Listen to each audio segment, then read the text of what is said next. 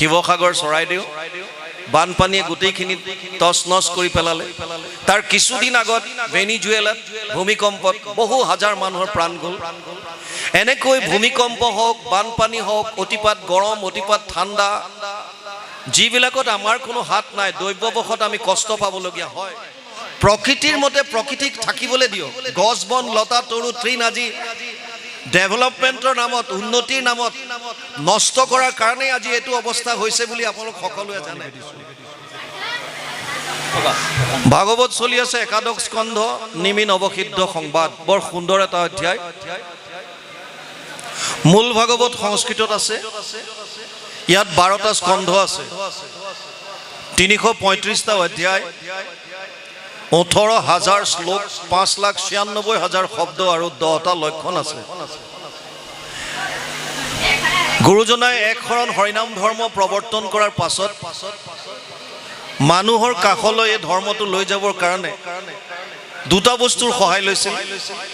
এক হৈছে সাহিত্য আৰু আনটো হৈছে সংস্কৃতি। সাহিত্যৰ ক্ষেত্ৰত তেওঁ পণ্ডিতসকলৰ কাৰণে সংস্কৃততো ভক্তি ৰত্নাকৰৰ দৰে গ্ৰন্থ উপহাৰ দি গৈছে। আৰু আমি সাধাৰণ যিখিনি ব্যক্তি, আমাৰ কাৰণে তেওঁ বিভিন্ন মৌলিক গ্ৰন্থৰ উপৰিও অনুবাদ কৰি থৈ গৈছে। সংস্কৃতৰ টান টান কথাবিলাক সহজভাৱে অনুবাদ কৰি আমি বুজিব পৰাকৈ দি গৈছে। তেনেকুৱা এখন অনুবাদ গ্ৰন্থই হৈছে মহাভাগৱত, শ্ৰীমদ ভাগৱত। যদিও ইয়াৰ 12টা স্কন্ধ আছে, গুৰুজনাই 12টা স্কন্ধ নিজে অনুবাদ কৰা নাই। তেওঁ কৰিছে প্ৰথম স্কন্ধ, দ্বিতীয় স্কন্ধ, তৃতীয় স্কন্ধৰ অনাদিপাতন, ষষ্ঠ স্কন্ধৰ অজামিল উপাখ্যান, অষ্টম স্কন্ধৰ বলিচলন আৰু সাগৰ মন্থন, দশম স্কন্ধ আটাইতকৈ ডাঙৰ এটা স্কন্ধ, 335টা অধ্যায়ৰ 90টা অধ্যায় আছে দশমত। সংস্কৃতত ইয়াক দুটা ভাগ কৰিছে, পূৰ্বাৰ্ধ আৰু উত্তৰাৰ্ধ। অসমীয়ালৈ অনুবাদ কৰোঁতে ইয়াক 3টা ভাগ কৰিলে, আদি চোৱা, মধ্য চোৱা আৰু শেষ চোৱা। আদি চোৱা গুৰুজনাই নিজে অনুবাদ কৰিছে আৰু শেষ চোৱাৰ পৰা কুৰুক্ষেত্ৰ যাত্ৰা কৰিছে অধ্যায়টি। আৰু এই দুইটা অংশ মিলাই এখন গ্ৰন্থ নাম দিছে দশম, যাক আমি দশম বুলি কওঁ, কীৰ্তন দশম বুলি যে কওঁ। এই দশমান একো নহয়, দশম স্কন্ধৰ আদি চোৱা আৰু শেষ চোৱাৰ কুৰুক্ষেত্ৰ যাত্ৰা, এই অধ্যায়টি সামৰি অনুবাদ কৰি উলিওৱা এখন সুন্দৰ গ্ৰন্থ দশম, য'ত প্ৰভু ভগৱন্তৰ লীলাসমূহ সন্নিহিত কৰা হৈছে। আৰু গুৰুজনাই অনুবাদ কৰিছে একাদশ স্কন্ধৰ, যিটো আপোনালোকে শ্ৰৱণ কৰি আছে, নিমি নৱসিদ্ধ সংবাদ। এয়া গুৰুজনাৰ নিজস্ব।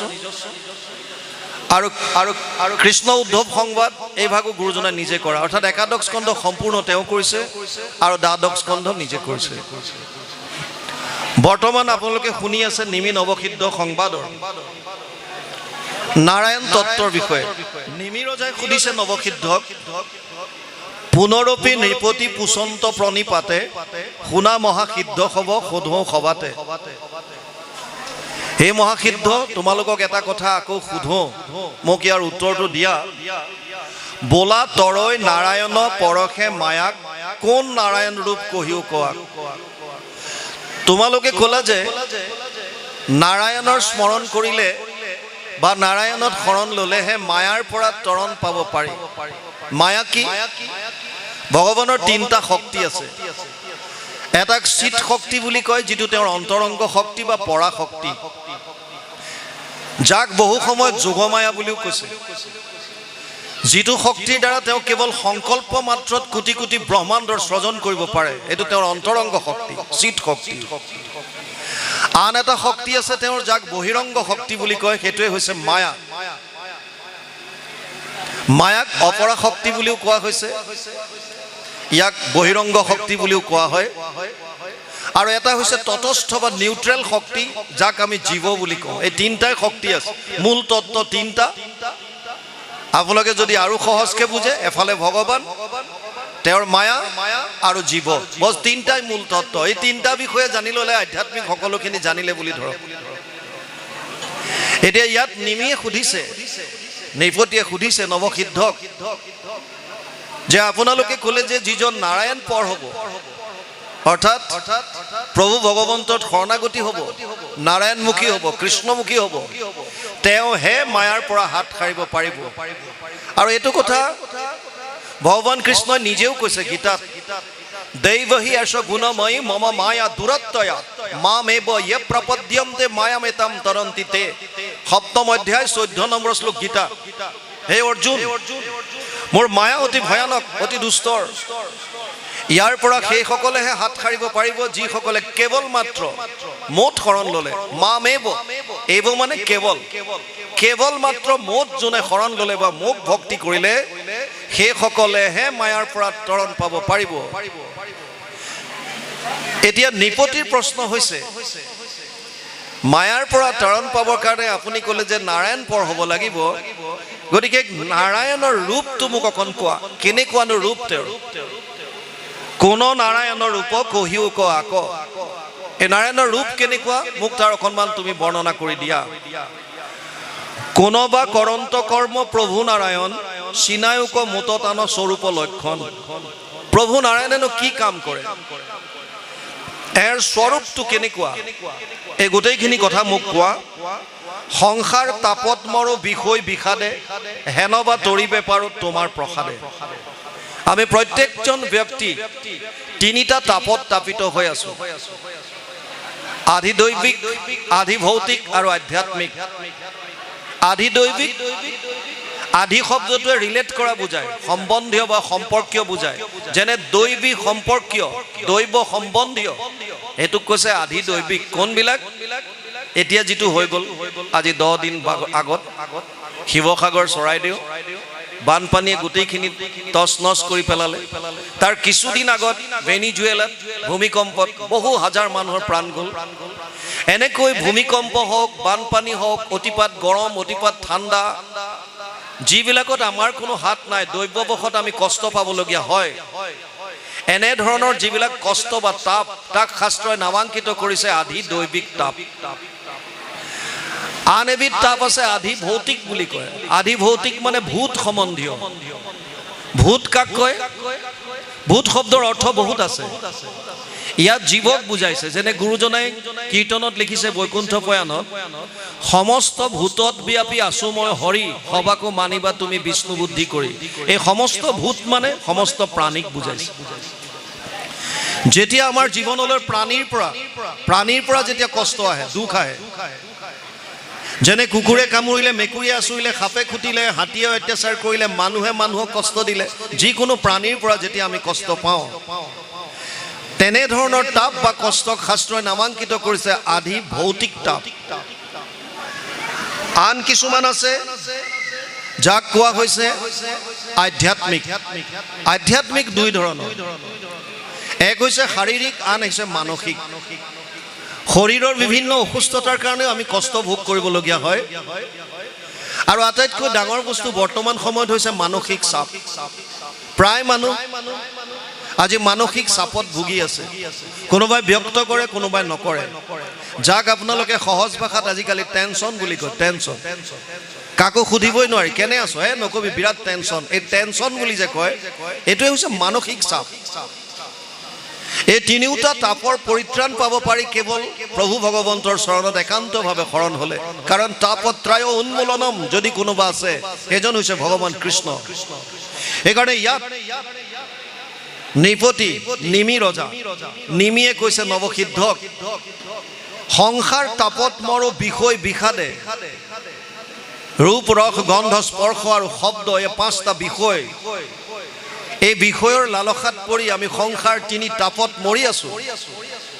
আৰু ইয়াৰ পৰা উত্তৰণৰ কথা কেৱল নাৰায়ণৰ কথাহে আমি গম পালে তাৰ পৰা পৰিত্ৰাণ পাব পাৰিম।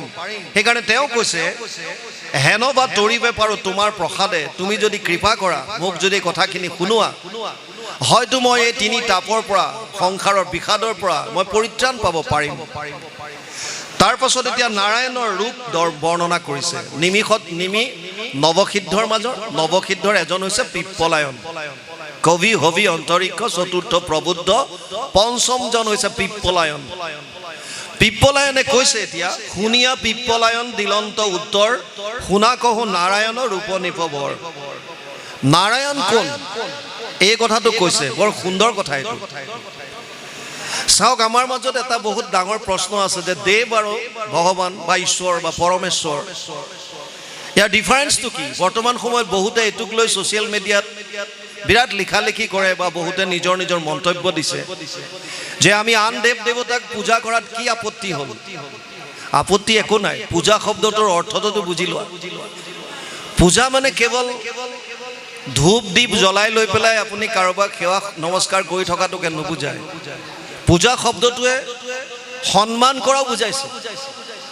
আগতে সেইটোৰ কাৰণে বুজিব লাগিব দেৱ কাক কয়, আৰু তেতিয়া গম পাব যে নাৰায়ণ বা পৰমাত্মা বা ভগৱান কোন।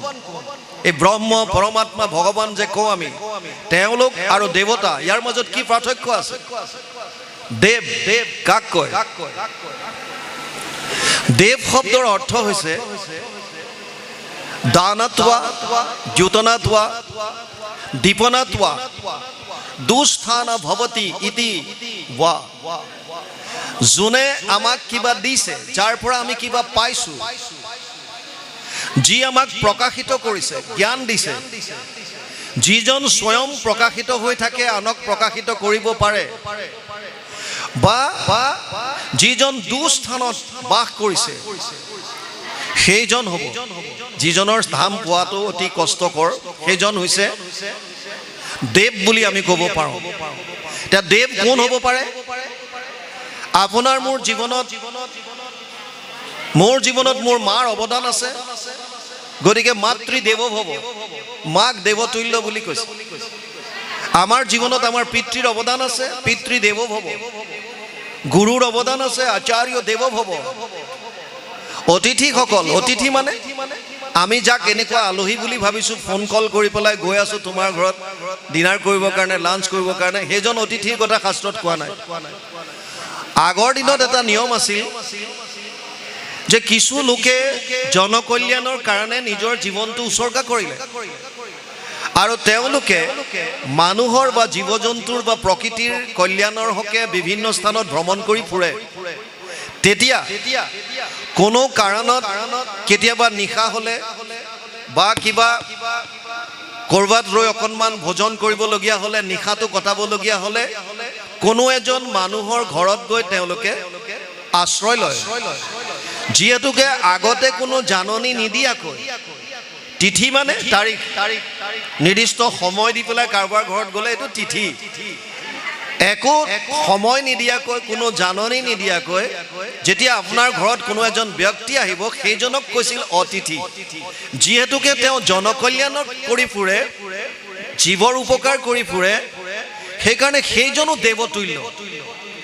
এই চাৰিটাৰ কথা উপনিষদত পোৱা যায়।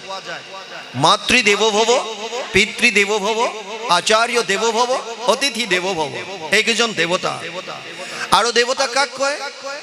যোনে আমাক প্ৰকাশিত কৰিছে, যাৰ পৰা আমি জ্ঞান পাইছোঁ, পোহৰ পাইছোঁ। যেনে সূৰ্যই পোহৰ দিছে, চন্দ্ৰই পোহৰ দিছে, এইবিলাকো দেৱতা হ'ব পাৰে।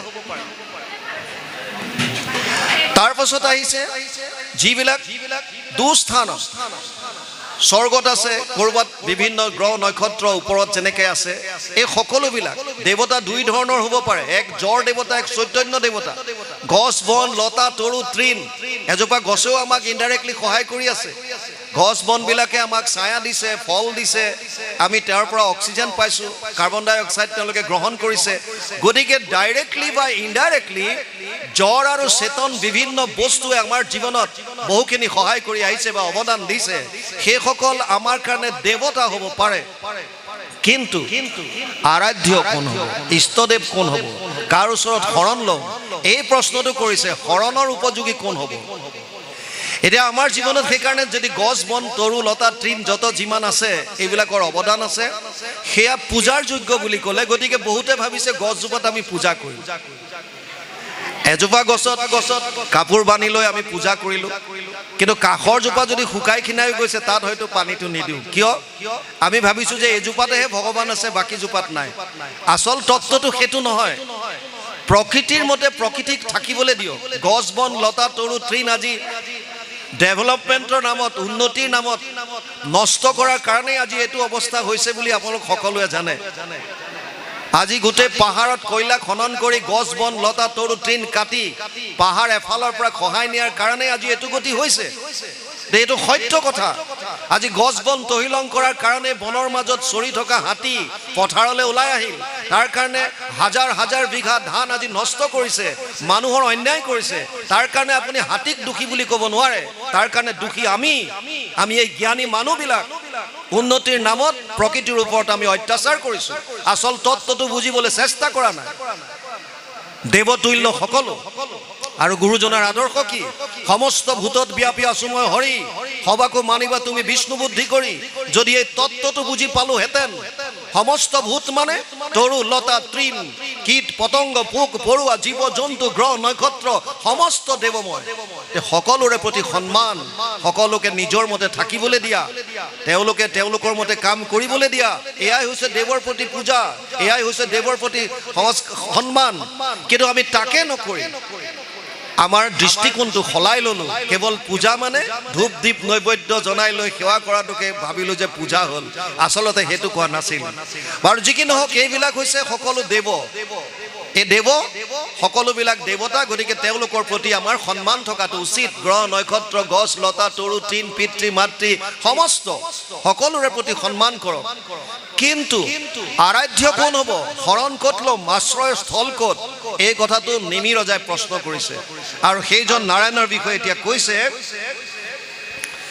সৃষ্টি স্থিতি প্ৰলয়ৰ হেতু যিটো দেৱ, পৰম ঈশ্বৰ তান্তবিনে নাহি কেৱ। স্বপ্ন জাগৰণ যিটো গভীৰ নিদ্ৰাত, সমাধিত সাক্ষী ৰূপে থাকন্ত সাক্ষাৎ। সচেতন কৰা দেহ প্ৰাণ ইন্দ্ৰিয়ক, জীৱক ভুঞ্জান্ত নানাবিধ বিষয়ক। পৰমাত্মা বুলি তাক কহে মুনিগণ, এহিটো পৰম তত্ত্ব জানিবা ৰাজন। কোনজন হ'ব তেতিয়াহ'লে আৰাধ্য? যিজনে কোটি কোটি ব্ৰহ্মাণ্ডৰ সৃজন কৰিলে, যোনে কোটি কোটি ব্ৰহ্মাণ্ডত ব্যাপ্তমান হৈ থকা সমস্ত জীৱ পালন কৰি আছে, আৰু যাৰ কটাক্ষত এই কোটি কোটি ব্ৰহ্মাণ্ড ধ্বংস হয়। সৃষ্টি স্থিতি আৰু প্ৰলয়ৰ যিজন পৰম হেতু, সেইজন আমাৰ আৰাধ্য। সেইজনৰ নাম দিছে ইয়াত নাৰায়ণ। আৰু কোনজন? যিজনে আমাৰ মনৰ চাৰিটা অৱস্থাত সাক্ষী ৰূপে থাকে। আমাৰ মনৰ চাৰিটা অৱস্থা আছে। বৰ্তমান সময়ত আমাৰ যিটো অৱস্থা, এইটোক জাগ্ৰত অৱস্থা বুলি কয়, অৰ্থাৎ আমি সাৰ পাই আছো। আমাৰ ইন্দ্ৰিয় আৰু আমাৰ শৰীৰ আৰু মন দুইটা এতিয়া সক্ৰিয় হৈ আছে। যেতিয়া শৰীৰ আৰু মন দুইটা বস্তু সক্ৰিয় হৈ থাকে, তাক কৈছে জাগ্ৰত অৱস্থা, অৰ্থাৎ সাৰ পাই থকা। আমি যেতিয়া ৰাতি শুই যাওঁ, তেতিয়া কি হয়? কোনো সময়ত শৰীৰটো নিষ্ক্ৰিয় হৈ যায়, টোপনি আহে। মনটো যদি সাৰ পাই থাকে, এক্টিভ হৈ থাকে, সক্ৰিয় হৈ থাকে, তেতিয়া আমাৰ শৰীৰৰ এই ভৌতিক শৰীৰৰ ভিতৰত আৰু দুটা সূক্ষ্ম শৰীৰ আছে। এটাক লিংগ শৰীৰ বুলি কয়, এটাক কাৰণ শৰীৰ বুলি কয়। মনটোৱে লিংগ শৰীৰৰ লগত বিভিন্ন ঠাইত ভ্ৰমণ কৰে, অৰ্থাৎ মনলৈ বিভিন্ন চিন্তা আহে। তেতিয়া তাক কোৱা হয় স্বপ্ন অৱস্থা, যাক আমি সপোন দেখা বুলি কওঁ। আপুনি যেতিয়া সপোন দেখে, আপুনি দেখা পায় মই গুৱাহাটী গৈছোঁ, মই লখিমপুৰ গৈছোঁ, মই শিৱসাগৰ গৈছোঁ, মই ক'ৰবাত গৈছোঁ, কাৰোবাৰ লগত কথা পাতিছোঁ। কোনোবাই যদি আপোনাক মাৰি দিয়ে ধৰে, আপোনাৰ ভয় লাগে, আপুনি দুখ পায়, আপুনি গোটেই ফিলিংছ, আপোনাৰ অনুভৱ সকলোবিলাক পায়। কেনেকৈ সম্ভৱ? কাৰণ সেই সময়ত মনটোৱে লিংগ দেহাৰ লগত ভ্ৰমণ কৰি থাকে। সেইটোক কৈছে স্বপ্ন অৱস্থা। আৰু এটা অৱস্থা হৈছে নিদ্ৰা, গভীৰ নিদ্ৰা।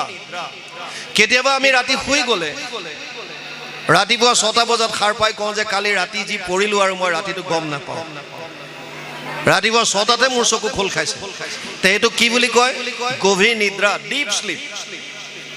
যেতিয়া গভীৰ নিদ্ৰাত আপুনি মই সকলোৱে পুৱা উঠি পেলাই কওঁ যে কালি 10টাত যি পৰিলোঁ আৰু ৰাতিটো গম নাপাওঁ, ৰাতিপুৱা 6টাতহে মোৰ চকু খোল খাইছে। কেতিয়াবা আপোনালোকে নিজক প্ৰশ্ন কৰিছেনে যে ৰাতি মোৰ 10টাত শুলো, 6টাত মই সাৰ পালোঁ বা চকু মেল খালে, আৰু মই কৈছোঁ যে কালি ৰাতি মই একো গম নাপাওঁ? আপুনি যে একো গম নাপায়, এই কথাটো আপুনি কেনেকৈ গম পালে? আপুনি একো গম নাপাওঁ বুলিতো গম পাইছে যে মই কালি যি পঢ়িলোঁ ৰাতিটো একো গম নাপাওঁ। এই গম নাপাওঁ বুলি আপুনি গম কেনেকৈ পালে? বা ৰাতি শুই থাকোঁতে আপুনি সপোন যে দেখিছে, সাৰ পাই পেলাই আপুনি কেনেকৈ গম পাইছে যে কালি মই এই সপোনটো দেখিলোঁ? তাৰ মানে সেই সময়তো কোনোবা এজন সাক্ষী ৰূপে আছিল। উপদ্ৰষ্টা মনোমন্তা চ ভৰ্তা ভোক্তা মহেশ্বৰ পৰমাত্মা ইতি চাপ্যুক্ত দেহে অস্মিন পুৰুষ পৰ। 3 অধ্যায় 22 নম্বৰ শ্লোক ভগৱান কৃষ্ণই অৰ্জুনক কৈছে, হে অৰ্জুন, সেইজন মই, উপদ্ৰষ্টা, অনুমন্তা, স্বামী, ভোক্তা, অন্তৰ্যামী পৰমাত্মা ৰূপে সমস্ত জীৱৰ শৰীৰত বিৰাজমান হৈ থাকোঁ। গতিকে তৃতীয় অৱস্থাটো হৈছে গভীৰ নিদ্ৰা। চতুৰ্থ অৱস্থাটো হৈছে সমাধি। স্বপ্ন জাগৰণ, যিটো গভীৰ নিদ্ৰাত সমাধিত সাক্ষী ৰূপে থাকন্ত সাক্ষাৎ। সমাধিত যিজন সাক্ষী ৰূপে আছে, সমাধি কাক কয়? যেতিয়া এজন মানুহ শৰীৰটো সক্ৰিয় হৈ থাকে আৰু মনৰ যিবিলাক চিন্তা বা ভাৱনা, এজন মানুহৰ মনলৈ 24 ঘণ্টাত 1200ৰ পৰা 60,000টা চিন্তা আহে। এই চিন্তাবিলাক ক্ৰমাগতভাৱে কমাই আনে আৰু এটা সময়ত ভাৱবিলাক শূন্য কৰি দিব পাৰে। যেতিয়া ভাৱ শূন্য হৈ যায়, মনটো নিষ্ক্ৰিয় হৈ যায়, তেতিয়া আত্মাই পৰমাত্মাৰ লগত মিলন হয়। এই অৱস্থাটোক কৈছে সমাধি। আৰু সেই সময়তো এজন সাক্ষী ৰূপে থাকে। সেইজন হৈছে আমাৰ শৰণৰ যোগ্য, সেইজন হৈছে আৰাধ্য, সেইজনেই হৈছে ইষ্ট। আৰু সেইজনকে এতিয়া নাৰায়ণৰ বিষয়ে কৈ আছে। ইয়াত কৈছে জাগন সপোন, যিটো গভীৰ নিদ্ৰাত সমাধিত সাক্ষী ৰূপে থাকন্ত সাক্ষাৎ। আৰু কোনজন? সচেতন কৰা দেহ প্ৰাণ ইন্দ্ৰিয়ক জীৱক ভুঞ্জান্ত নানাবিধ বিষয়ক। আমাৰ এই শৰীৰটো, ইয়াত 5টা জ্ঞানেন্দ্ৰিয়, 5টা কৰ্মেন্দ্ৰিয়, মনসমে 11টা ইন্দ্ৰিয় আছে। এজন মানুহৰ যেতিয়া মৃত্যু হয়, আপুনি মই যেতিয়া গম পাওঁ যে অমুক বাপজন গ'ল, আমি যেতিয়া তেওঁৰ ঘৰলৈ যাওঁ, তেতিয়া কি দেখোঁ?